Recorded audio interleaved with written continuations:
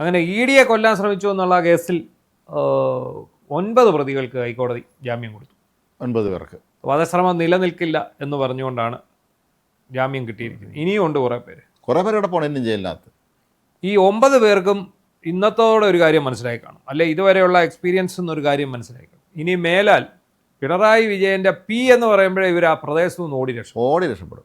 ഒരു സംശയമാണ്, ഇയാൾക്ക് വേണ്ടി ഇറങ്ങിയിട്ട് തിരിഞ്ഞു നോക്കില്ല, ജയിലിൽ പോലും തിരിഞ്ഞു നോക്കിയില്ലല്ലോ. അതെ, അവര് ഉദ്ദേശിച്ചത് എല്ലാ തവണയും പിടിച്ചുകൊണ്ട് പോകുമ്പോൾ ഒരു 3 ദിവസം കഴിയുമ്പം ജാമ്യം കിട്ടി ഇറങ്ങി ഇങ്ങനെ പോരാ. ഇതിപ്പം 3 മാസമായി അല്ലേ? അതെ, 3 മാസത്തോളം ആകുന്നു. 90 ദിവസത്തിന് മേളിലായെന്ന് തോന്നുന്നു ഇല്ലേ? 90 ദിവസം സംശയമാണ്. 90 ആയില്ല. മെയ്യിലാണ് സംഭവം. മെയ്, ജൂൺ, ജൂലൈ, ആഗസ്റ്റ് 3 മാസം ആകാൻ പോകുന്നു. എന്താണെങ്കിലും വെറുതെ അതിനകത്ത് കിടന്ന് കൊതുകടിയും കൊണ്ട് ഈ തണുപ്പും മഴയെല്ലാം പിടിച്ച് ആവശ്യമില്ലാതെ കിടന്നതാണ്. അപ്പോൾ അന്ന് ജയിലിൽ പോകാൻ നേരം ഇവിടുന്ന് തിലകം ചാർത്തി സിന്ദാബാദ് വിളിച്ചു ഭാര്യമാർ സഹിതം സോഷ്യൽ മീഡിയ ഇറങ്ങി കൈ ഉയർത്തി ഘോരഘോരം മുഷ്ടി ഉരുത്തി മാനത്തോട്ടിടിച്ച് പിന്തുണ അർപ്പിച്ചിരുന്നതാണ്. പക്ഷേ കൊള്ളക്കാർക്ക് പിന്തുണ പ്രഖ്യാപിച്ചുകൊണ്ടാണ് ഇതൊക്കെ ചെയ്യുന്നുള്ള കാര്യം പിന്നാണ് മനസ്സിലാവുന്നത്. ഒരാഴ്ച കാത്തു, അടുത്ത ആഴ്ച കിട്ടുമെന്ന് കരുതി, അടുത്ത ആഴ്ച കാത്തു, കിട്ടത്തില്ലാതെ കരുതി, അങ്ങനെ ആഴ്ചകൾ മാസങ്ങൾ ഇങ്ങനെ നീണ്ടു പോകാൻ തുടങ്ങിയപ്പോൾ പണി പാടി. പലർക്കും സ്വന്തം അച്ഛൻ മരിച്ചിട്ട് വീട്ടിൽ വരാൻ പോലും പറ്റാത്ത അവസ്ഥയിലേക്ക് കാര്യങ്ങൾ വരെ നീങ്ങി. അതുകൊണ്ട് എന്തിനായിരുന്നു ഇതെല്ലാം എന്ന് അപ്പോഴവർ ജയിലിൽ കിടന്ന് ചിന്തിക്കുന്നുണ്ട്. നമ്മൾ ഇതിന് പോകേണ്ട ഒരു കാര്യമില്ല. പാർട്ടി തള്ളി പറഞ്ഞല്ലോ. അതെ, ഇവർ സത്യത്തിൽ പിണറായി വിജയനെ രക്ഷിക്കാൻ പോയതല്ല, പിണറായി വിജയൻ പണി കൊടുക്കാൻ പോയതാണ്. അതുകൊണ്ട് തന്നെ പിണറായി വിജയനും MV ഗോവിന്ദനും അടക്കമുള്ള നേതാക്കൾ ഇവരെ തിരിഞ്ഞു നോക്കിയില്ല. അവിടെയാണ് പ്രശ്നം.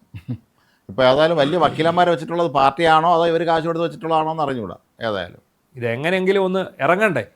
ഈ ഇവരെ സംബന്ധിച്ചിടത്തോളം എനിക്ക് തോന്നുന്നത് ഈ ബാക്കി കിടക്കുന്ന ആൾക്കാർ അവർ ഇനി എന്ത് ചെയ്യും എന്നുള്ളതാണ്. ഇതുപോലെ ഇന്നിപ്പോൾ ഹൈക്കോടതിയിൽ പോയി ഇവർക്ക് ജാമ്യം കിട്ടി, അപ്പോൾ ഇതിനകത്ത് വധശ്രമം ഇല്ലെന്നുള്ളത് വന്നു. ED ഇതിനകത്ത് കക്ഷി ചേർന്നിട്ടുമുണ്ട്. ഇനി ഈ ബാക്കിയുള്ളവരുടെ ജാമ്യാപേക്ഷ വരുമ്പോൾ കുറച്ചുകൂടി ജാഗ്രതയോടെ പ്രോസിക്യൂഷനും EDയുടെ വക്കീലും ഒക്കെ നിന്നാൽ ചിലപ്പോൾ ജാമ്യം കിട്ടണമെന്നുമില്ല, നിർബന്ധമില്ല.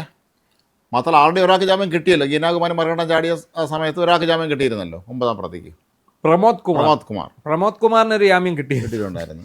അതിനുശേഷമാണ് എന്താണെങ്കിലും EDയുടെ ആക്രമണത്തിന് ശരിക്കും പറഞ്ഞാൽ നമുക്കിപ്പോഴും അറിയാം, അവർ പിണറായി വിജയനെ രക്ഷിക്കാൻ വേണ്ടിയല്ല ആ ആക്രമണം നടത്തിയത്. ആ പിണറായി വിജയനെ കൊടുക്കാൻ വേണ്ടി തന്നെ നടത്തിയ ആക്രമണമാണ്. അതിൻ്റെ ഭവിഷ്യത്ത് പിണറായി വിജയൻ അനുഭവിക്കുകയും ചെയ്തു. ഇപ്പോൾ സ്വത്ത് കണ്ടുകെട്ടും എന്നുള്ള വാർത്ത വന്നിട്ട് 2-3 ആഴ്ചയായി, 2 ആഴ്ചയോളം ആകുന്നുണ്ട്. പിന്നീട് ഇവിടെ ഒന്നും സംഭവിച്ചിട്ടില്ല. ഇതിനിടയിൽ നാഗ്പൂരും AKG സെൻറ്ററുമായിട്ട് എന്തെങ്കിലും കമ്മ്യൂണിക്കേഷൻ ഉണ്ടായോ എന്നുള്ളതിനെക്കുറിച്ച് നമുക്ക് അറിഞ്ഞുകൂടാ. ഇതിൻ്റെ ഗ്രാവിറ്റി നാഗ്പൂരിന് ഇവരെ ആവശ്യമില്ലല്ലോ.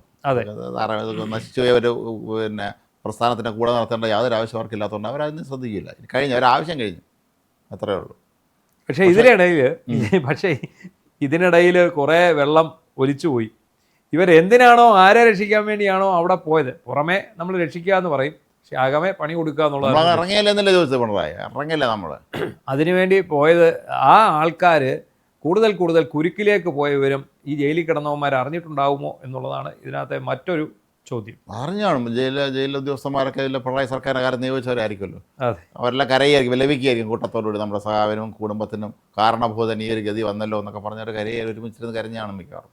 നിങ്ങൾ ആരെയാണോ രക്ഷിക്കാൻ പോയത് അവർ തന്നെ കുറ്റസമ്മതം നടത്തി കഴിഞ്ഞു. അതെ, അനക്കറിയില്ല എന്ന് പറഞ്ഞുകൊണ്ട് പരിപാടി കഴിഞ്ഞു. അതെ, അതായത് ശശിധരൻ കർത്ത എന്ന് പറയുന്ന കരിമണൽ കർത്ത, അയാൾ ഇവർക്ക് കൊടുത്ത മൊഴി, SFIOയ്ക്ക് കൊടുത്ത മൊഴി, ഞങ്ങൾ ഒരു സേവനവും സ്വീകരിച്ചിട്ടില്ല, ഞങ്ങൾ പിണറായി വിജയന്, മുഖ്യമന്ത്രിയായ പിണറായി വിജയന് വേണ്ടിയുള്ള പണമാണ് ഈ കുട്ടിയുടെ അക്കൗണ്ടിലേക്ക് ഇട്ടുകൊടുത്തത്, ഞങ്ങൾ ഒരു സേവനവും സ്വീകരിച്ചില്ല, ഞങ്ങൾ പകരം ഇതേ സേവനം നൽകാൻ വേറെ കമ്പനിയെയാണ് നിയോഗിച്ചത്, ഇത് പേരിന് മാത്രം ആ കമ്പനിയുടെ അക്കൗണ്ടിലോട്ട് ഇട്ടുകൊടുത്തു എന്ന് ശശിധരൻ കർത്ത പറഞ്ഞു. അതായത് ശശിധരൻ കർത്ത ഇങ്ങനെ പറഞ്ഞു, വീണ വിജയൻ ഇത് അംഗീകരിച്ചു കൊടുക്കുകയും ചെയ്തു. അങ്ങനെ 2 പേരാണ് ഇപ്പോൾ പിണറായി വിജയൻ തിരിച്ചും മറിച്ചും ചോദ്യം ചെയ്തപ്പോൾ വീണ പറഞ്ഞു എനക്കൊന്നും അറിഞ്ഞുകൂടാ, എനിക്കൊരു അക്കൗണ്ട് തന്നു, അതെ. ഇതെല്ലാം ഇതെല്ലാം അച്ഛന് മാത്രമേ അറിയൂ. അറിയാം. അച്ഛൻ്റെ തലവട്ടങ്ങ് വെച്ച് അച്ഛന് വേണ്ടിയുള്ളതാണ്, അച്ഛന് കൊടുക്കാനുള്ളതാണ്, ഇത് അച്ഛന് മാത്രമേ അറിയത്തുള്ളൂ. അത് അച്ഛൻ്റെ കയ്യിൽ 82 വയസ്സായി ആളും ജയിലിൽ പോട്ടെന്ന് വിചാരിച്ചാണ്. അല്ലെങ്കിൽ ഞാൻ ഇപ്പോൾ ജയിലിൽ പോയി കിടക്കേണ്ട കാര്യമില്ലെന്ന് കരുതി. ഇതിനകത്ത് ഇത് സംബന്ധിച്ച് ഏറ്റവും മികച്ച ക്യാപ്സ്യൂൾ പതിവ് പോലെ അപ്പം ഗോവിന്ദനാണ് നൽകിയിരിക്കുന്നത്. അദ്ദേഹം പറഞ്ഞു അത് പഴയ മൊഴിയാണ്, അതിനിപ്പോൾ കാര്യമൊന്നുമില്ല. പഴയ മൊഴിയെല്ലാം നമ്മൾ മായ്ച്ചു കളയും. പഴമൊഴിയാണത്. അതെ, അതിന് മുകളിൽ പുതിയ മൊഴി വന്നിട്ടുണ്ട്. അതെങ്ങനെ പുതിയ മൊഴി വരുന്നത്? അന്നെടുത്ത മൊഴിയിലാണ് ഈ വീണാ വിജയൻ ഇത് സമ്മതിച്ചു കൊടുത്തിരിക്കുന്നത്. വീണാ വിജയൻ ഇത് നിഷേധിക്കാൻ പറ്റാത്ത വിധത്തിൽ ED വീണാ വിജയനെ പൂട്ടുകയും ചെയ്തു. പിന്നെ ഇനി എന്ത് ചെയ്യാൻ പറ്റും? അപ്പോൾ അന്ന് എന്താണ് സംഭവിച്ചതെന്ന് ചോദിച്ചാൽ, ബിനീഷ് കൊടിയേരിയുടെ നേതൃത്വത്തിൽ ഒരു ബിനീഷ് ബ്രിഗേഡ് രംഗത്ത് വന്നു. ആ ബ്രിഗേഡാണ് ഇവരെ അച്ഛനോട് കാണിച്ച നിറയാടിന് പ്രതികാരം വീട്ടാൻ തന്നെയാണ്. തന്നോട് കാണിച്ച ക്രൂരതയ്ക്ക് പകരം വീട്ടാൻ വേണ്ടി ബിനീഷ് കൊടിയേരി അതിൽ അനുയായികളും വന്നു. അതെ, അങ്ങനെയാണ് ഇത് പൊളിയുന്നത്. എന്തായാലും 3 കാറ് അടിച്ചു തകർത്തു. ഈ ജാമ്യം കിട്ടി എന്ന് കരുതി ഈ കാറിന്റെ കാശൊക്കെ കൊടുക്കേണ്ടി വരും. 7 കോടി രൂപയ്ക്ക് നഷ്ടപരിഹാരത്തിന് ED കേസ് അടുത്ത് അവര് ED അത് ആവശ്യം ഉന്നയിച്ചിട്ടുണ്ട്. മാത്രമല്ല ഈ അവരുടെ കാറുകൾ 3 കാറ്, അത് 2 എണ്ണം ഭാഗികമായി, ഒരെണ്ണം പൂർണ്ണമായും തല്ലി തകർത്തു. ഈ 2 എണ്ണം തല്ലി തകർത്തതിന്റെ കാറുകളിന് ഇൻഷുറൻസ് ഉണ്ട്. അതിന്റെ ബാക്കി തുകയും കൂടെ ഇൻഷുറൻസ് കഴിഞ്ഞുള്ള തുക ED കൊടുത്തു. കാരണം ഫുള്ളായിട്ട് കൊടുത്തു. ബാക്കി ഈ വേറൊരാൾ ഈ CIT യൂണിയനിൽപ്പെട്ട പൂർണ്ണമായും കാർ ചേർത്ത് ആ കാറ് തകർന്ന് അദ്ദേഹത്തിന് ഒരു ഇത് 1,80,000 രൂപയും ED നൽകുകയും ചെയ്തു. പിന്നീട് ED ഉദ്യോഗസ്ഥർക്ക് പരിക്കേറ്റ സംഭവമുണ്ട്. എന്തായാലും വ്യക്തിപരമായിട്ടും അല്ലാതെ ഒരുപാട് നഷ്ടം സംഭവിച്ചു. ഇവർക്കെല്ലാവർക്കും നഷ്ടപരിഹാരം കൊടുക്കാനും വേണ്ടി അവർ കോടതിയെ സമീപിക്കും. ജാമ്യത്തിൽ ഇറങ്ങിയെന്ന് പറഞ്ഞാൽ അവർ രക്ഷപ്പെടാനൊന്നും പോകുന്നില്ല.